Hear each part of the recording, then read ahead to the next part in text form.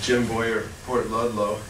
I was looking at our budget and exploring online, and I've noticed on your calendar there's a budget meeting on Wednesday, and I wanted to address, first of all, think we ought to commend Dick's staff construction for stepping up to help keep the Memorial Field open, and I noticed in the memo of understanding that with his labor, overhead, machinery, fuel, and contractor's burden, he estimates that gift to be $20,000.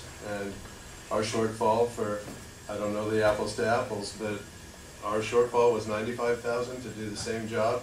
So I think maybe there's some budgeting economy there we could look at.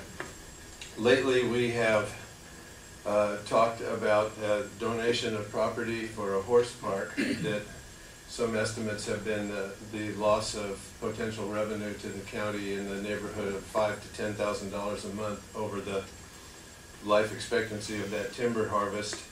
A potential donation of land for low-cost housing in Port Townsend. I believe $250,000 expense on expansion of broadband. Now the conservation consultant.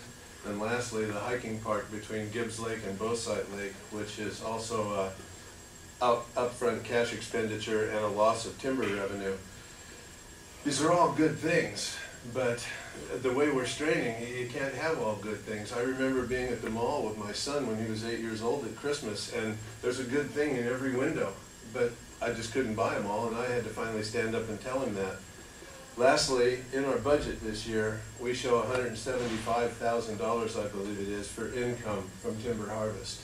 And the property where that timber was going to be harvested is now being donated because 12 people wrote letters wanting it for hiking.